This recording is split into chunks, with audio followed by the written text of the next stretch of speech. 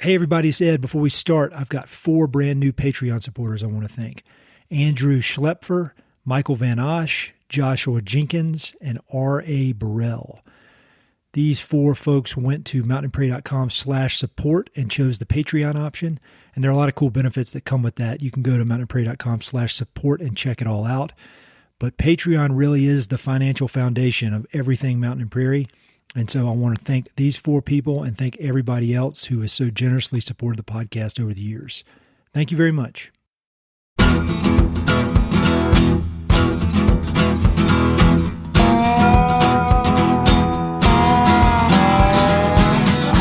This is the Mountain and Prairie Podcast. I'm Ed Robertson.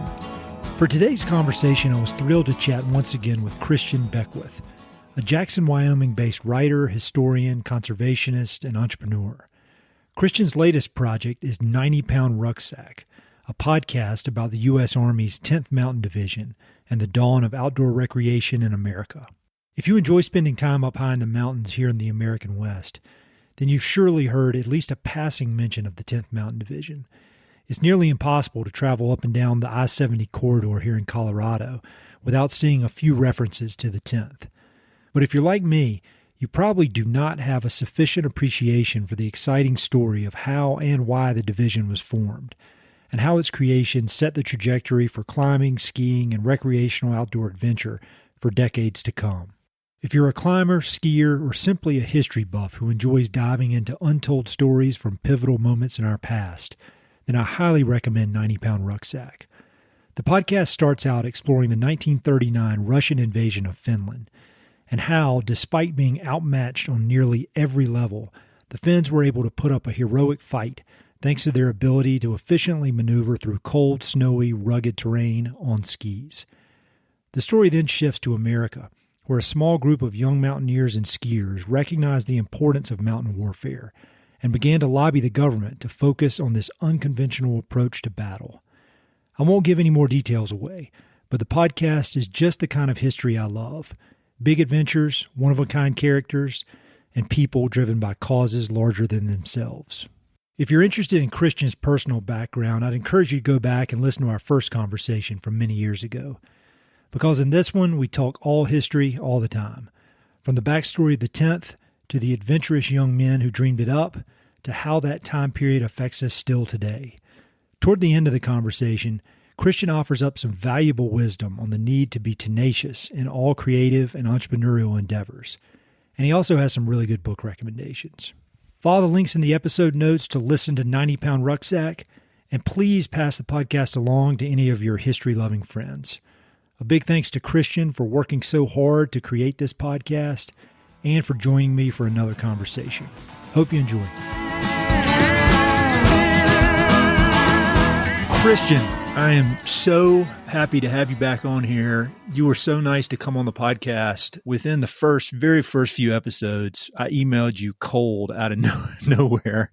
And I'd been such a fan of everything you've been doing, but I'd never met you. And you were so gracious and kind and came on and told me all about your journey, which has been so inspiring to me from a long distance. And so it's super cool to reconnect about this awesome new project that you're working on that I was saying just before we started recording. I feel like you custom made it for me and my interest because it's just, it's an area of history that I don't know much about that I'm wanted to learn more about for many, many years. And you've just created this unbelievable resource. So thank you for doing that. Before we start, I'd encourage people to go back and listen to that first episode to learn more about your background. But would you mind just kind of giving a brief overview of, and that's hard to do given everything you've done, but a brief overview of your background and kind of your career and how you ended up at this point? Sure. And Ed, thanks a lot for making the opportunity to talk to you today. And it's come full circle because now I'm looking at you as somebody who actually understands how to operate a podcast, which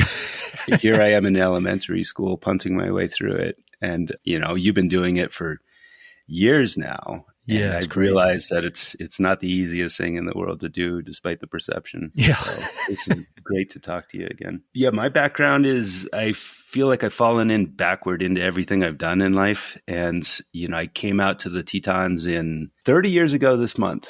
I came to climb, and I'd learned to climb while I was going to school. And I'd heard about the Tetons, and I'd heard about alpine rock climbing. That word alpine just was so provocative and mysterious and had this romance to it. And I got out here, and there really wasn't any hub to the climbing community, even though it was the epicenter of American mountaineering, and in a lot of ways still is. And so I started something called the Wayward Mountaineers. We pulled together a speaker series, and we did things like snow schools, and this was pre-everything. So we had an actual physical book that let people write down their names and their interests to try to find partners, if you can imagine, because I couldn't find any partners. And then the other thing that we did was put together a magazine, and it was called The Mountain Yodel. And that was just an effort to try to capture this amazing group of people who were documenting their love for climbing and photography and writing and art. And I put that all together. And when H. Adams Carter, who had edited the American Alpine Journal for 36 years, passed away, the Yvon Chouinard, who I'd gotten to know here, threw my name in the hat to edit the journal. And lo and behold, they hired me, which was absolutely ridiculous because I didn't know anything. And I ended up editing that for 6 years. And then I started a magazine called Alpinist, which was a sort of a coffee table archival quality publication that really tried to document the world of climbing in an artistic way. And that was just an amazing opportunity to do that. And then, along the way, I helped put together a tribute to our climbing here in the Tetons with the Teton Boulder Park, which is at the base of Snow King Mountain. In downtown Jackson. That's a public bouldering park. And I started a conservation organization called Shift, which is just an extension of my love for the mountains in particular, but nature, everything outdoors. And, how do we save that? And so I worked on that for about 8 years. And then I started up the Teton Climbers Coalition here in the Tetons, in part as a response to the fact that the voters approved a rec center expansion that had a climbing gym as part of it. And we wanted to make sure that it was good because the market forces in Jackson, Wyoming do not favor a climbing gym, to put it mildly. Sure. Mm-hmm. So we knew that once this public facility went in, it would be our only climbing gym. So we were incentivized to make sure that it was really, really good. And so that's what the Teton Climbers Coalition started as. And we're working on a lot of stewardship efforts and trying to take care of all the hardware in the community at all the climbing areas to make sure it's safe with this climbing area modernization project. So I've just been involved in climbing and skiing for a long time. Conservation is sort of a natural offshoot of that. If you're in love with these places, you want to make sure they're there in perpetuity. And it's just been a hell of a ride. And I was working on a history of climbing in the Tetons, which kind of led me into this current project. I'd written all the way up through the war, and I got to the war, and September 1st, 1941, there was a Summit Register entry in the Grand Teton Summit Register from Joe and Paul Stettner, who were German emigres who got here in around, I think, 1926. Okay. And they'd put up some of the hardest routes in America, and as part of that, they'd come to the Tetons. They put up climbs here, and everybody entered their names into the Summit Registers. And the next Summit Register entry was September 10th, 1945, and it was Joe Stettner, and there was nothing in between. So for more than 4 years, climbing essentially ground to a halt in the Tetons. And I was incentivized to figure out what happened, and I started researching the 10th Mountain Division because I knew that a lot of America's climbers and skiers had gone into the division when the war broke out. Mm-hmm. And as I did, I was looking at it again from the perspective of this book that I was working on. So I wanted to figure out how Teton climbers had influenced the evolution of the 10th and how the 10th in turn had influenced the evolution of Teton climbing. And I figured out a way to tell the entire story of Teton climbing and of the 10th Mountain Division, with the exception of one key event in the 10th Mountain Division's history. And that was the taking of something called Riva Ridge in Italy when the unit deployed in early 1945 to help break the Gothic Line, which was the heavily fortified series of summits and ridges that Hitler was using to divert Allied forces from other theaters that would have hastened the end of the war. And the 10th Mountain Division finally got their marching orders, and they went, and the way that they were able to help break the Gothic line was by taking this thing called Riva Ridge that the Germans didn't defend because they didn't think that it was climbable by a number of companies of men. And when I was researching that, I was reading a history of it, and I saw a reference to a fellow named John McCown. Mm-hmm. And the light bulb went off because I transcribed all the Summit Register entries. So I had a clear understanding of the ecosystem of climbing in the Tetons from the early 1920s when it really began up through the war. And that name jumped out at me. And I said, John McCown, hold on, let me go back. And I went back and I looked, and there in 1939, he's all over the Tetons. And in 1940, he's all over the Tetons, and he's doing some pretty impressive climbs, a lot of them with his brother Grove and a friend named Ed McNeil. And I realized that I had this opportunity this was the missing piece. John McCown was the Teton climber. He learned to climb here. He went into the 10th Mountain Division. He became an instructor. He helped instruct in a number of different ways. And then he went to Italy, reconnoitered at least the hardest route on Riva Ridge, if not all 4 of the routes on Riva Ridge, and then led C Company up Riva Ridge in the heart of winter under the cover of darkness, February 18th and 19th, 1945, to help take the Germans on top without a casualty. And boom, that was the missing piece. But then the more I learned about John, the more I realized that the Tetons were not the story. The story was really John and the 10th Mountain Division, and something that I hadn't really seen documented before. And that is this thing that I love so much, and you love so much, and so many of us love so much, and that's outdoor recreation in America. Yep. And the 10th Mountain Division played a pivotal role in the evolution of outdoor rec in the country. And that became the project, to tell the story of John McCown and the 10th Mountain Division and the dawn of outdoor rec in this country, and to do it in 2 ways. I'm writing a book about John and the 10th and outdoor rec in the country, but also to do some real-time research with a podcast. So I'm releasing episodes as I work my way chronologically through the division's history and sharing it with this broader community of folks who, like me, and it sounds maybe like you, are very interested in this story. Yeah, well, I'm 100% interested in, living here in Colorado. It's hard to go, you think about the I-70 ski resorts, and you can't really set foot, even though those things are, in a way, they're kind of like a version of Disney World. You'll see these references to the 10th Mountain Division everywhere you go. And my family and I have camped out at Camp Hale, and it's hard to spend time in the high country around here without seeing some reference to the 10th. And, maybe as a way to set the stage, could you just talk a bit about how the 10th Mountain Division came into being? Because some people listening to this, I would imagine most people listening have heard of the 10th Mountain Division, but they may not know much more than the name. And your first episode of the podcast does such a great job of laying out how the idea came into being with Russia invading Finland, which was, I read a lot of history, but it's amazing. The more I do this podcast, the more I realize the gaping holes in my knowledge of history. But thankfully, people like you fill it in for me. Maybe could you just kind of give an overview of how the 10th came into being, after that invasion by Russia of Finland? Sure. So there's sort of the standard story about the division and its genesis, and that involves a fellow named Minnie Dole. And in 1938, he had started something called the National Ski Patrol System with Roger Langley, who was the president of the National Ski Association.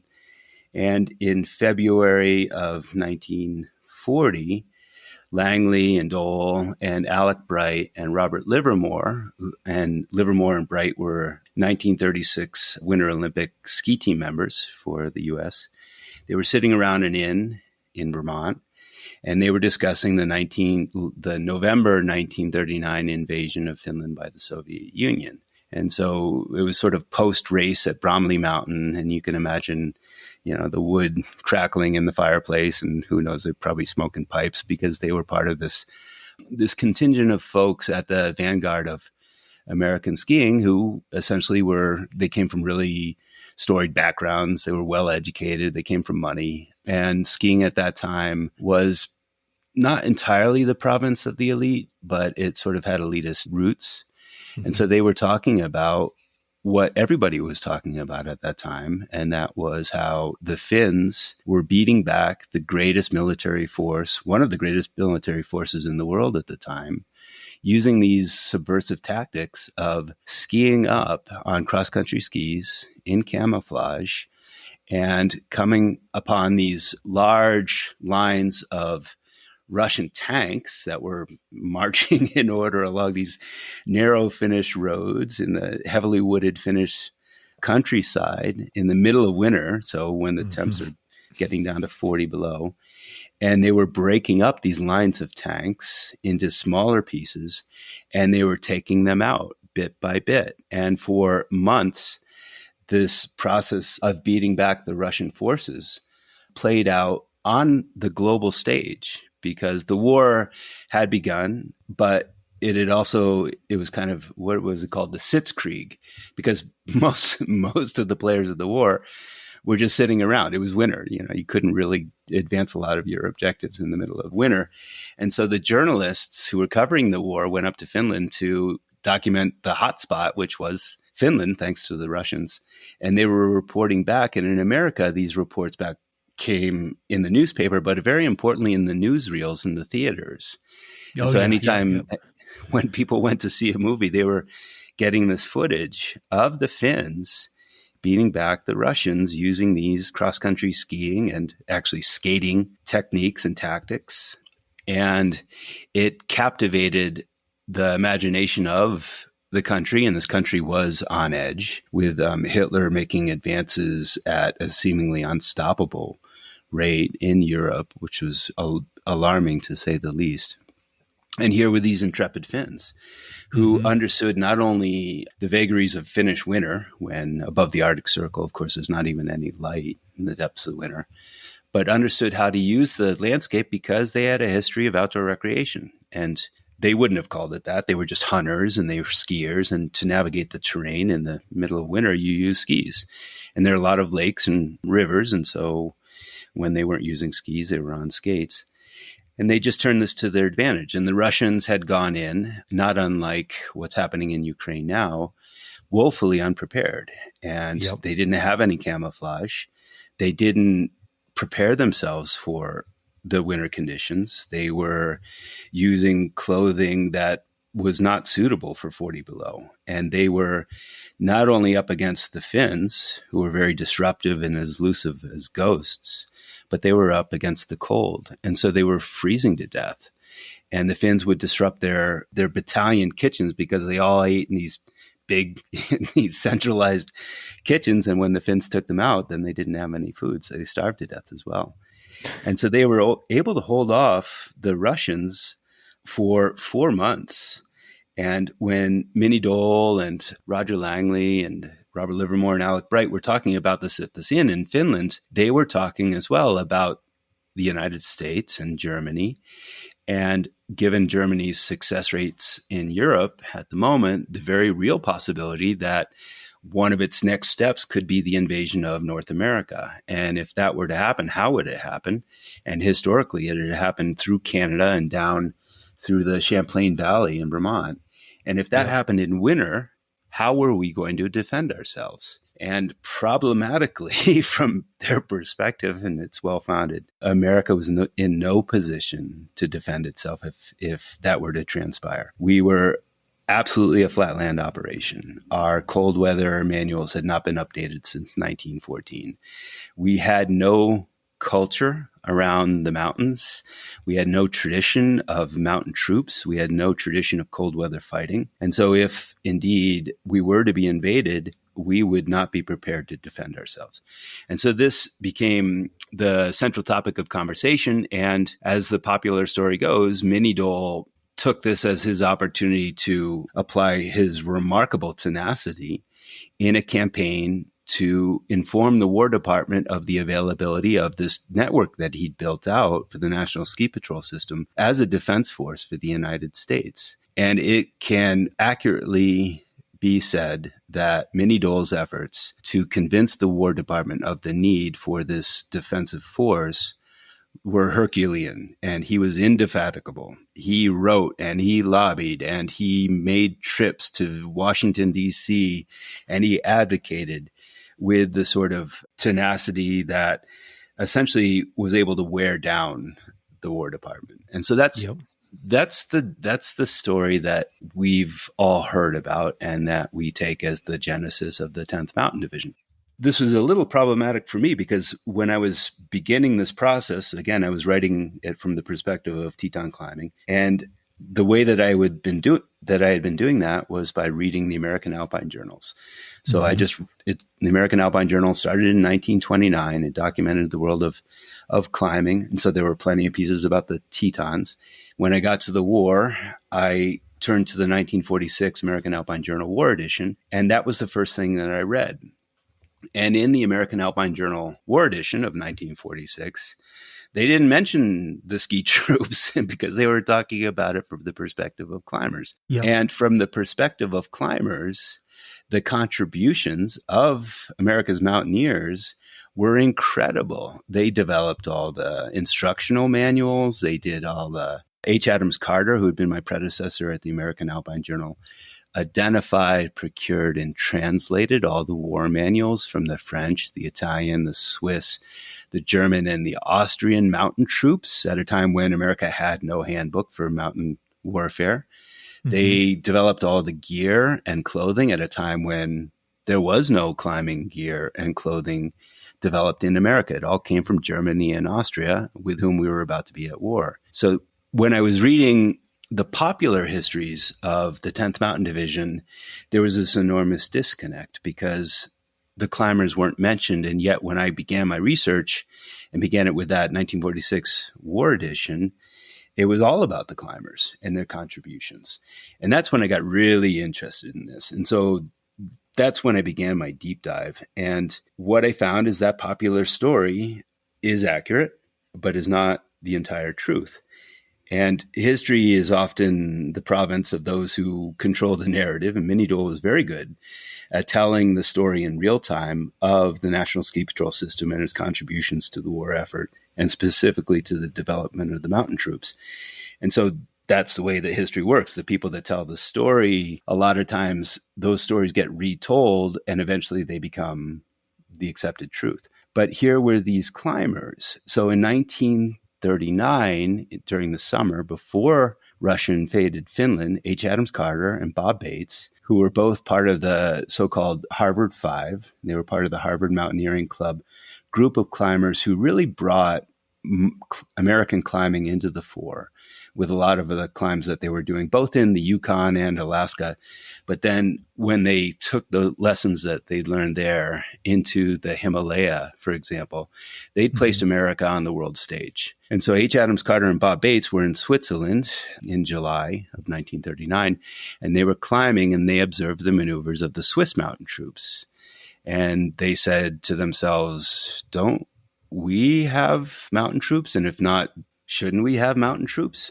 And so when they got home, they began their lobbying efforts for the development of a mountain unit of America's own. And that's the part of history that really has been overlooked and where I got really interested in it, in part because there were elements of that story that were incredibly important that just had not really seen the light of day.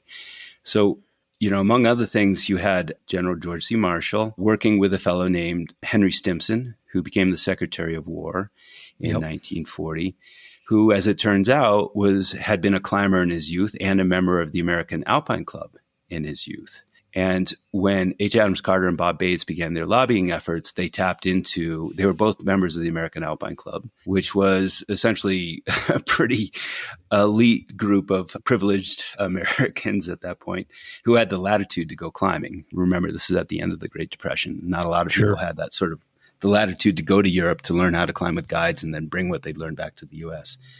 But the lobbying efforts of the American climbers and the American Alpine Club soon pulled Henry Stimson into its sphere. And that became part of the development of the mountain troops, the story of which hasn't been as often told. there are a bunch of other events too that led to the development of what was not just division of ski troops, which is often the story that gets told, but a division of mountain troops. The need for soldiers who are able to fight in cold weather and mountainous terrain is a little bit different than the need for people who can ski downhill after having taken a chairlift to get to the top. Yes, a little bit. A little bit. And so folks within the War Department, when they began studying the history of mountain warfare, they often looked at World War I and the fight between the Italians and the Austrians, primarily in the Dolomites and the Julian Alps. And they realized that what they needed were people that could survive and fight in mountainous conditions. And that wasn't America's skiers. And what was so interesting to me was I did this deep dive into the roots of American skiing. And I've been skiing since I was 5. And I live in Jackson, Wyoming. And if you don't ski, I don't know how you would. I mean, our winter, it's snowing right now. It's April. What is this? April 17th. It's been the coldest, wettest winter on record. And you have to ski. So I've been, skiing is just, you sort of fall out of bed and you go skiing in the morning. The story of skiing, though, was completely unknown to me, which is embarrassing to say. But I did a deep dive into the history of skiing to understand how the 10th Mountain Division fed into the evolution of skiing in America. And what was interesting about it is at the time of the Soviet Union invasion of Russia, late 39, early 1940, there were somewhere between 1 and 3 million skiers in America, which kind of boggled my mind because this is the Depression. Yeah, it seems like such a big number from what I would have expected. It struck me as large too. And I didn't really understand why. So I think episode 2, part 1, I did a deep dive into why that was. And it's a remarkable story in its own right. And it just begins with war. And that was World War I. And this fellow, Hannes Schneider, who was an instructor for the Austrian army. And he was teaching Austrian soldiers how to ski. And out of that came something called the Auerberg technique. And in the 1920s, the Auerberg technique swept the world and became the way one learned to ski.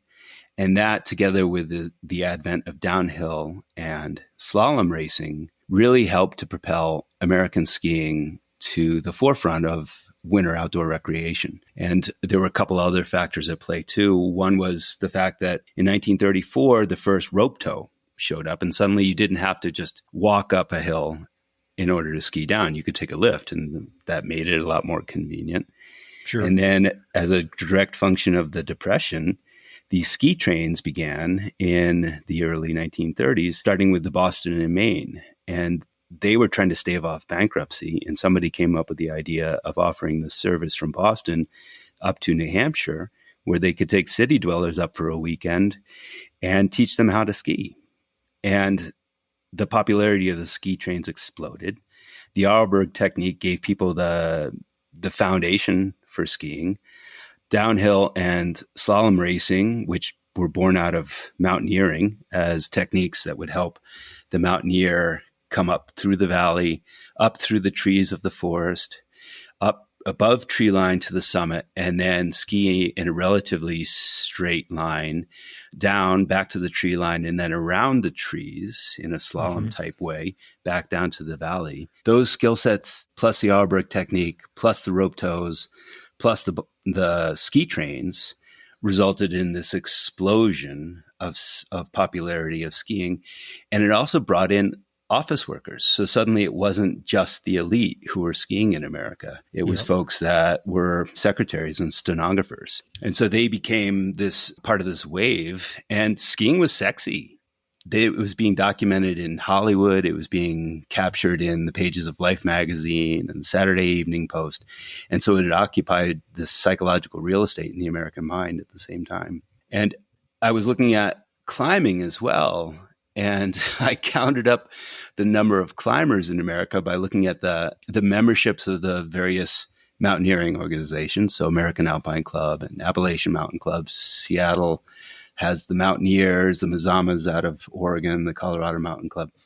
And I came up with around 12,000 climbers in America. And Mm-hmm. of those, the number of people that could actually navigate fifth class terrain safely and effectively was a much smaller subset of that number. And after a lot of talking to other folks who are climbing historians, I came up with around 500 to 1,000 people in America who are technical mountaineers. And so it's not surprising that the story of the mountain division of the 10th Mountain Division is often told as the story of the ski troops, because there were just so many more skiers in America. But the deeper I got, again, the more I was looking at the contributions of people like H. Adams Carter and Bob Bates, who went on to serve these instrumental roles in developing the gear and the equipment and the instruction manuals for the division. And I realized that the climbers had this disproportionate impact on the evolution of the mountain division. And then as an offshoot of that, on outdoor rec after the war in America. And so that's the story I really started telling.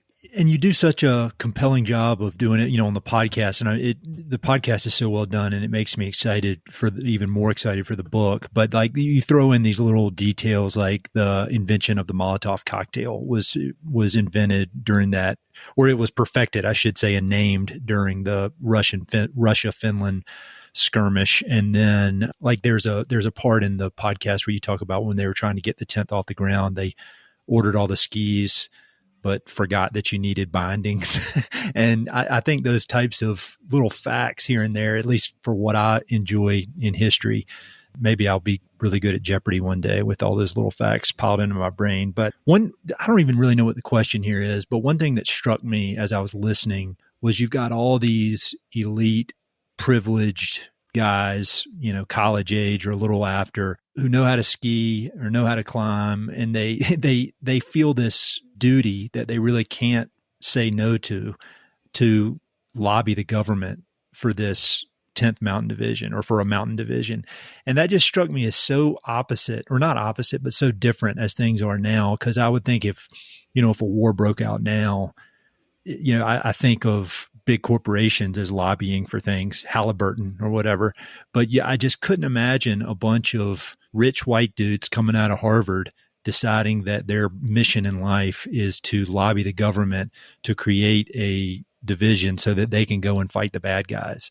And I don't even know what the question is, but maybe the question is, how has this digging so deep into this very pivotal time in U.S. history, has it made you think differently or given you a different perspective on where we are now in 2023? It really has. It's so polarized now, and everything is, sort of a litmus test for which team you're on. And when I'm going back and looking at the history of America's involvement in World War II, the degree of patriotism has been breathtaking and shocking and incredibly impactful for me. I mean, everybody rallied to the cause. And there are nuances here that, people could write, 10-part encyclopedic series on, the history of the movement to advance Hitler's agenda here in the United States before the war. But, for the purposes of my limited capacity to understand things, what I'm really struck by is everybody's desire to pitch in. And with these climbers and skiers, they just wanted to know what they could do. And, I'm just working on this episode right now when the Mountain Division, it went through these fits and starts. The Army was actively working on some winter training before the Soviet invasion of Finland. And so before Minnie Dole began his lobbying efforts, and before H. Adams Carter and Bob Bates and the American Alpine Club began theirs. And so they'd had some limited exercises in the winter of 39-40. They had these exploratory ski patrols, and this was the episode that I just put out last month, that helped to just begin to figure out, okay, what the hell are we going to do here? How do you start something from scratch? And what I didn't realize is that America before the war had the 17th largest army in the world. So we were right behind Romania. Okay. We had 200,000 soldiers. By the end of the war, we had 8.5 million soldiers.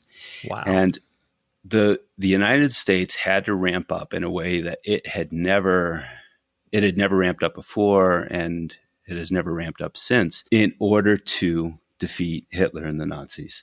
And that involved going from those 200,000 soldiers in 8 divisions to, there was a war plan that came out in 41 and said, all right, if you want to defeat Hitler, this is what we have to do. We have to get to 215 divisions and 8.8 million soldiers by 1943.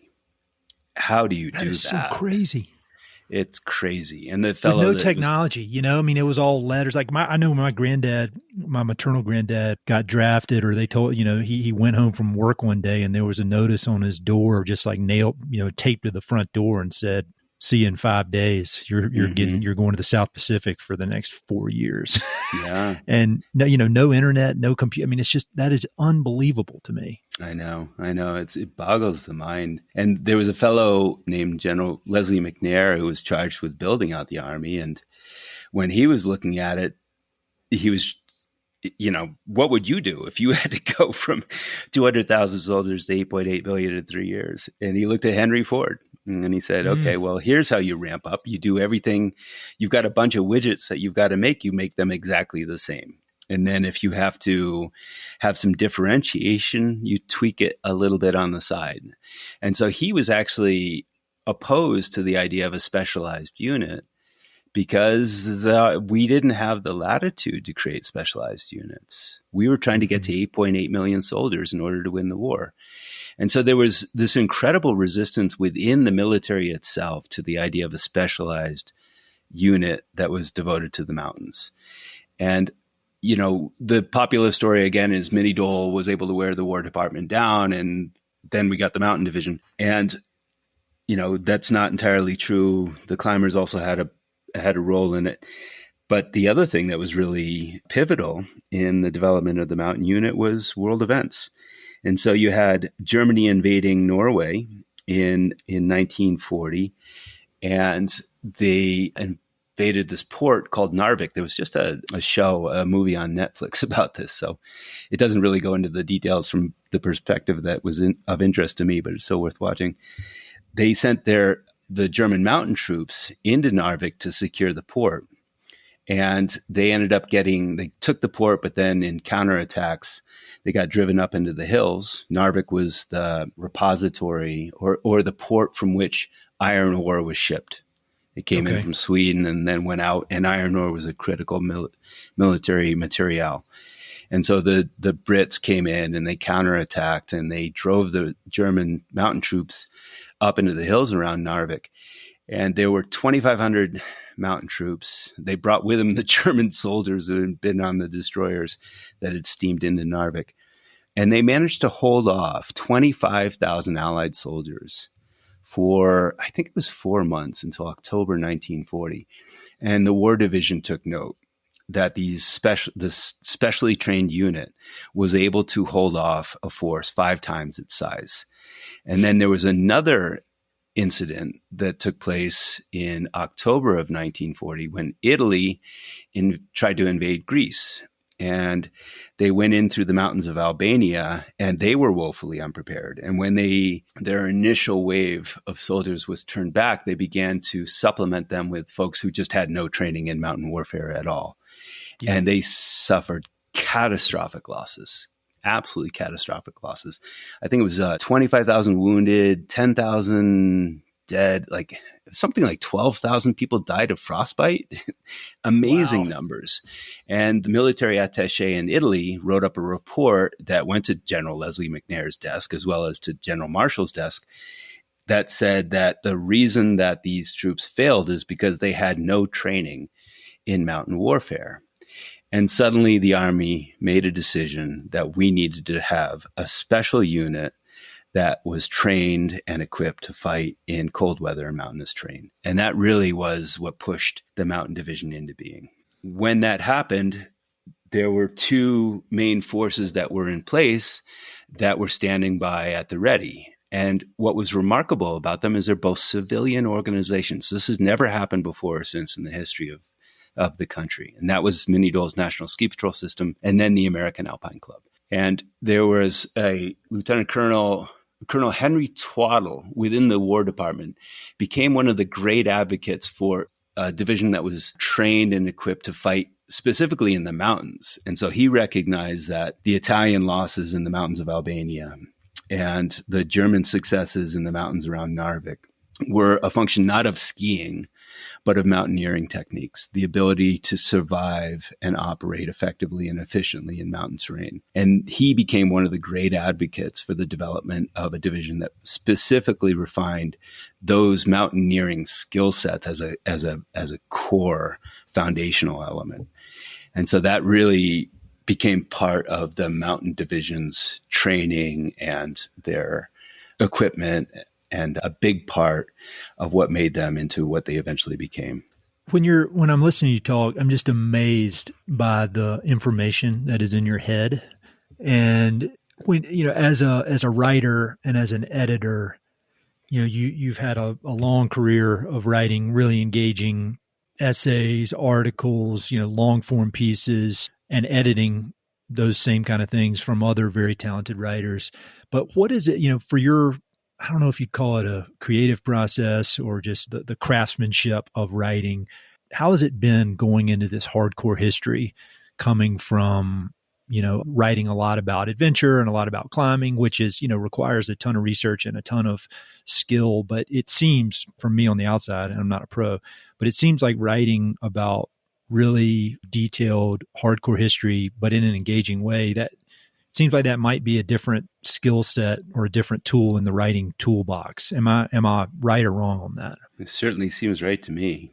And I've never written a book before. I'm an editor historically. Yeah. And it feels to me that editing is a lot easier than writing, because this story is sprawling and you could follow so many of the individuals that went into the mountain division and tell the story from their perspective, and you'd be right.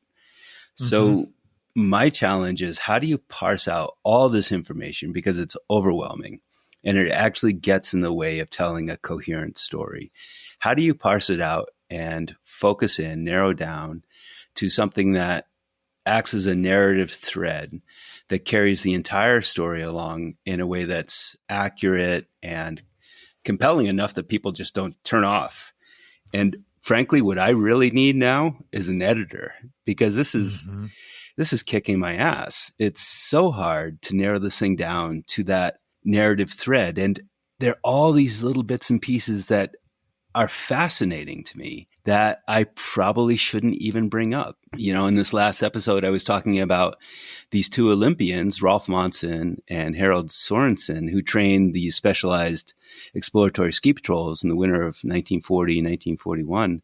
And they don't really show up later on. And so why would I include them? And, the reason to include them is to help the reader understand that this was the beginning of the 10th Mountain Division's explosion into the national consciousness because of the fame of the climbers and skiers who populated the ranks of that mountain unit. But it took me a while to get to that point. And, frankly, I don't even know if I did a good job in this last episode, because there's just so much information you're trying to convey. And all these characters are potential narrative threads, and you have to decide whether or not it's worth the cost to the story itself to follow them. I'm just trying to do it from the perspective of the mountaineers, the climbers, and I should be specific about what I mean. When I'm talking about the skiers, I'm talking about that, 2 million person contingent of folks who knew how to take a lift up and come down. Mm-hmm. And that's not what the War Department needed. They needed people who were able to navigate in cold weather and mountainous terrain in summer as well as winter effectively and efficiently. And that was mountaineers. That was people who understood the art of ski mountaineering and climbing. And so that's the perspective that is of interest to me, because that's what I like to do. And because they had a disproportionate impact on the evolution of the mountain division. One of the historians I've gotten to know through the podcast is Hampton Sides, who wrote Blood and Thunder. And then he wrote another book about the Chosin Reservoir battle with the Marines during the Korean War. And I keep thinking about that as I was listening to your podcast and as I've been listening to you talk, because I would imagine a lot of the skills that were developed and the techniques that were developed during this time that you're studying were what played into a lot of the work in the Chosin Reservoir and, all that Korean War, cold weather, which is cool how it all kind of comes together like that. There's just so many interesting people. And I think Hampton Sides, he's an example of somebody, when you read one of his books, it's almost like 100 mini biographies of all these interesting people. And then you get to the end and you've learned all this great stuff. And when I was listening to your podcast, I was thinking the same thing, because there are all these really, really interesting people that could have a book written just about them. And they really are. I can't imagine the process of narrowing it down. And that brings me to another thing I wanted to highlight was the advisory. I think you call it the advisory council advisors that you have, who are, you're running all of your research by them, and you're, capturing a lot of their knowledge. Can you talk a bit about that advisory council and why you decided to have that as part of this? Well, I recognize that I didn't know what I was doing. And if I wanted to tell this thing right, I better surround myself with people who are experts on the division.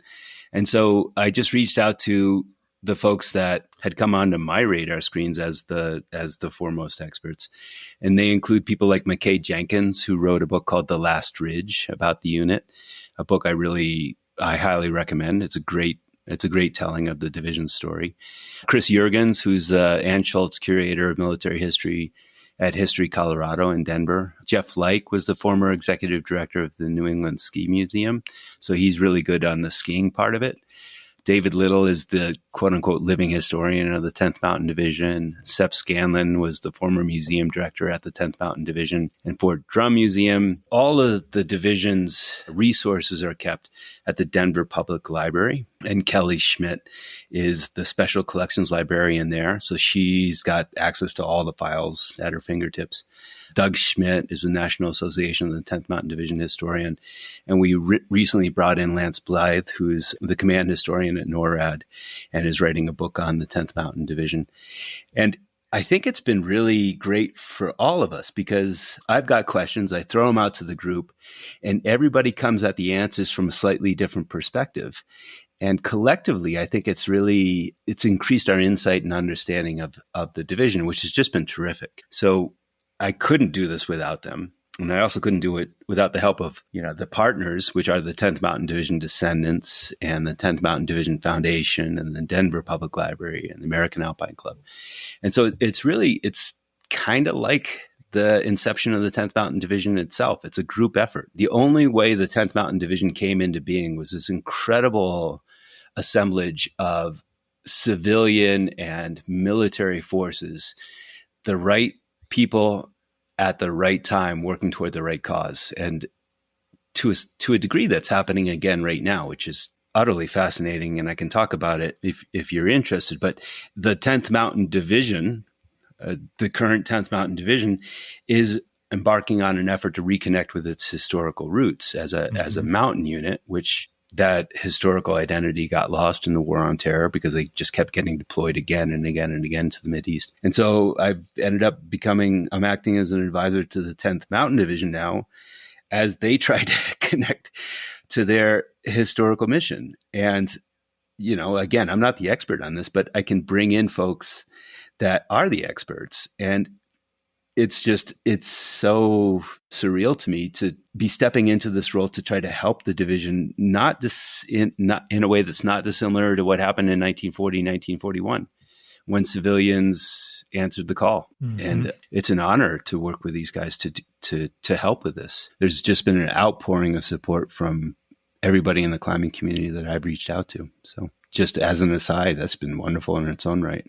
So one of the reasons I first kind of started paying attention to everything you're doing, probably in a weird, obsessive way, when I read an article about you in Outside Magazine, talking about the, kind of your trajectory in starting Alpinist. And the thing that struck me was that you don't wait around for permission on things. If something gets you excited, or if you want to do something, you do it. And I think in the bio, when you were giving your kind of brief bio at the beginning, it was, I started this, I started that, I started that, all in a very humble, down to earth way. But it's just like, you're not waiting around for permission. And I could see, people who something captures their attention, like as this 10th Mountain Division has captured yours, but they think, well, oh, I need to have a PhD in history, or I need to have written 5 books before.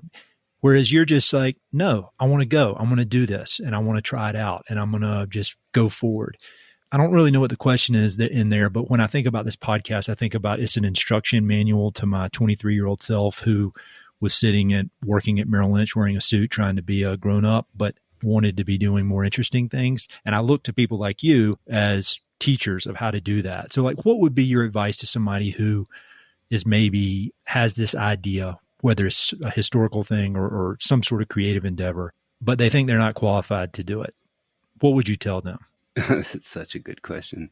I sort of think of my tendency to jump in and just do things because they're not being done elsewhere as a sickness. It's sort of a serial entrepreneur mindset, which you're just asking to be beat upside the head by a 2x4 again and again and again. And I was talking to a buddy of mine. He was like, it's a sickness. I mean, who in their right mind would do this? Because the work is always in starting these things. It's not in taking something that's already been started and then, bringing it into maturity. It's getting it off the ground. And I think you either want to do that or you don't. And I don't know what to say. I took my 20s and I traveled around the world and I climbed, and I just really wanted to plunge into, life itself and the act of living. And my wife is an OBGYN here in town, and she spent her 20s absolutely buried in her residency. And I've gone and reinvented myself so many times. We have a daughter, and, if I'm going to give her any advice, it's just watch mom, do what mom does. No, man. It's the combo. Don't, I feel the same way a lot of times because I got 2 little girls, but no, do not sell yourself short. Cause I mean, really, dude, it's not like we're best friends or anything, but I seriously, something about your trajectory many years ago captured my attention, and it's just been so cool to watch it continue to go. And I know it's not, I think your experience as a alpinist, hardcore ski mountaineer, where you get really, really good at suffering, I would imagine that's good training for some of the career paths that you've gone down, because you got to be tough, man. And you got to enjoy the suffering. Yeah, if you're going to be dumb, you got to be tough. And I feel like jumping in and just trying to get things off the ground, there's a certain level of willful ignorance that goes into it. And I just remember when I first got to town and I wanted to start the Wayward Mountaineers and get this magazine off the ground, the Mountain Yodel, I looked through the phone book. I'd heard that Yvon Chouinard lived in town, and there he was in the phone book. And so I called him up. And I was like, oh, Mr. Chouinard, I'm a great fan, and I wanted to talk to you about this climbing organization I was going to start. And he said, well, come on up, just come up and have dinner. We'll talk about it. And so I went up and sat down with him, and I told him about this idea to start this magazine. And he was like, oh, yeah, that's so much work. Don't do that. Just Xerox a bunch of pages together and staple them and hand them out to your friends. It's just way too much work. And I was so crushed that my hero told me not to do something, and I'm obstinate. And so, of course, I did it. And I left a copy of that first issue on his porch. And then when H. Adams Carter died, he threw my name in the hat to edit the American Alpine Journal. And I don't know what to say. I honestly think it's a bit of a sickness. I don't feel like I have a lot of control over my own inclinations to start things. It's gotten me in more trouble than I dare talk about, because you're always trying to make things up on the fly. And that entails a bit of disruption, because you're trying to start something that doesn't exist. So that you're walking into a space, and space is finite, and it creates these ripples, and people's feathers can get ruffled, and then I get in trouble a lot. And so I don't know what to say. I would do what my wife does, honestly. But you also, if I hadn't done all this, I guess I wouldn't have experienced what I've experienced, and some of it's been great and some of it's been really hard. And it just sort of makes up my worldview. And I'm very appreciative of that. I'm very appreciative of all the opportunities that I've had and the people that I've been able to work with. And you kind of got to go for it. If you feel like you don't have a choice, and I kind of feel like in all the stuff that I do, I don't really have a choice. I kind of have to do it. Go for it and give it 100%. How much is refusing to quit? Because like you said, getting the thing off the ground, I think of it as like, like a rocket ship or something trying to get out of the atmosphere. And it's just, and then once it's out, it's out. But like a lot of people reach out to me about wanting to start a podcast and all these questions about equipment and all this kind of shit. And I don't care. None of that stuff matters. The only thing that matters is that you're not going to quit. Mm-hmm. Like you're going to be committed through whatever you commit to and not do 5 episodes and then you're done. And what you're doing with this podcast is a lot more than me calling you up and we're just having a fun conversation and then my genius editor takes care of it. Like you're creating like serious NPR style finished products with music and fading in and out and all this stuff that I don't even understand. I've been doing this 7 years. So like when you think about your podcast now, this book project, anything you've done in the past, how much of it is just being the best version of stubborn and just like, no, I'm not going to stop. I'm not going to stop. If you're going to be dumb, you got to be tough. And you have to be obstinate. Yeah, I think it's obstinacy. My poor wife, I'm so stubborn. And I think in order to get things done, particularly when, there's not a lot of templates out there or formulas out there for what you're trying to do, you have to be as stubborn as a mule. You have to persevere even when you just want to give up. And I think that's part of all success. What is it? Success is 10% inspiration, 90% perspiration. It's the work. So there's a lot of overlap in interest between the people that listen to my podcast and the people that listen to yours and kind of the subject matter. I'm so all over the place with my specific subject matter, but just this, history, outdoor recreation, interesting storytelling, your particular story of creating this podcast, deciding it's something you want to pursue and pursuing it. I think that's at the base of everybody I talk to.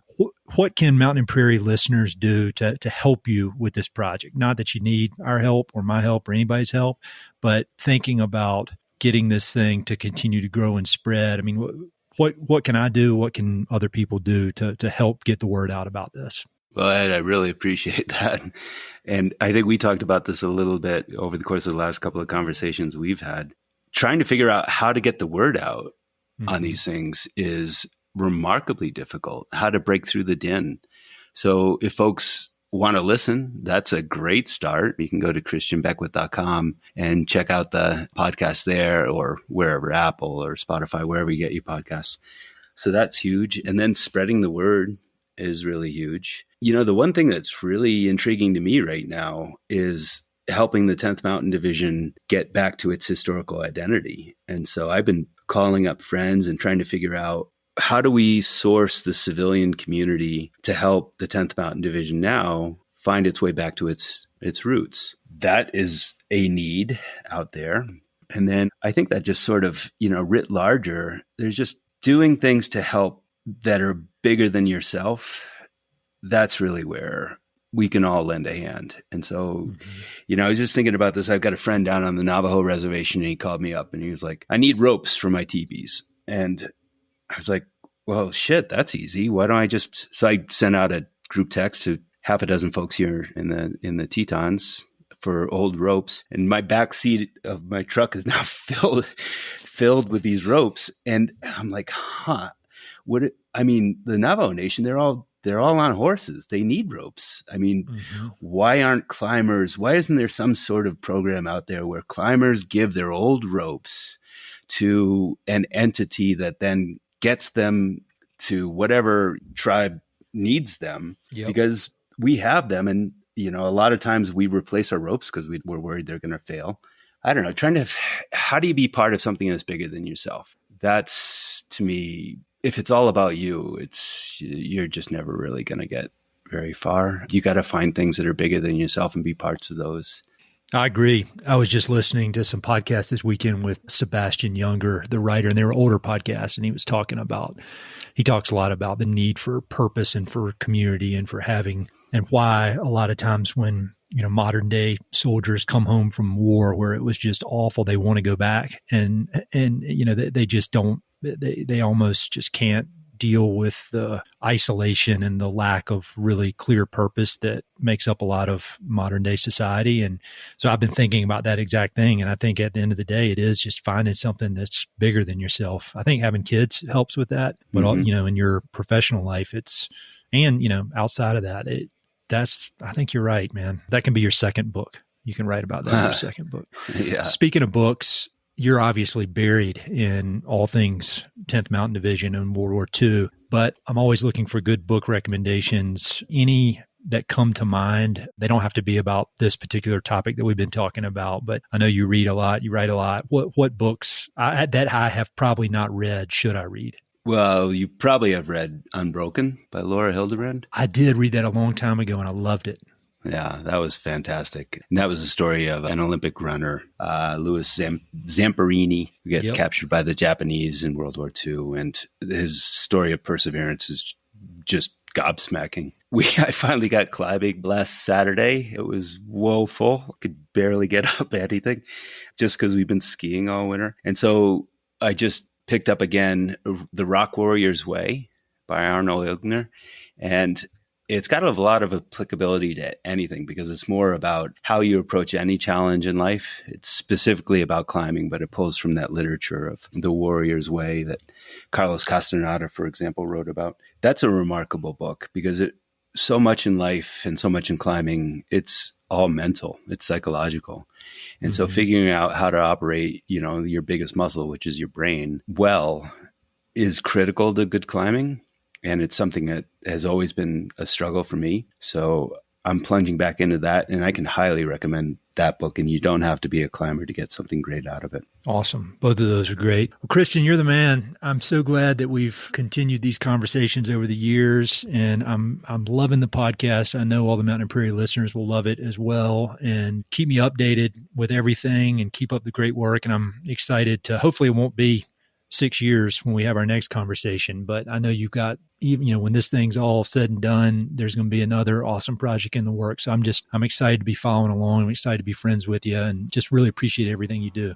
Ed, right back at you. Your positivity, the way you illuminate good things around the world, it's an inspiration. So thank you very much for the time and opportunity. Hey, it's Ed again. Thanks so much for listening to the podcast. I know your time is valuable, so it means the world that you spend it listening. If you want to support the podcast and help it to continue to spread and grow, there are a few ways you can help. Number one, pass it along to a friend or share it on social media. Word of mouth recommendations are the most powerful way for ideas to spread, so I'd love it if you could share the podcast with a few pals who might enjoy it. Number two, you go to Apple Podcasts and give it a 5-star review. Good reviews encourage the Apple overlords to suggest the podcast to others. So there's a link in the notes if you'd be so kind as to give it 5 stars. Number 3, you can support the podcast financially via Patreon, and there are exclusive benefits for those who do, including a monthly behind-the-scenes newsletter, Mountain and Prairie stickers, live and recorded video chats with podcast guests, and much more. Number 4, I've also got 2 emails that I send out. The first is my weekly email called Good News from the American West, which I send out every Wednesday. It's only positive news, something we can all use a little more of these days. And my other email is my bi-monthly book recommendations email. One email every other month with 5, 6, 7, or 8 books that I've recently read and highly recommend. The thousands of people on both of these lists will vouch for me. No spam or other funny business. And number 5, finally, check out my online store for Mountain and Prairie stickers, shirts, and coffee mugs. I've got some really cool designs from Western artists with more on the way. So head to mountainandprairie.com/shop to check it all out. I'd love to connect with you. I'm on Instagram and LinkedIn, so look me up on either of those platforms by my name or through the links on my website. All right, that's it. Thanks so much for your support.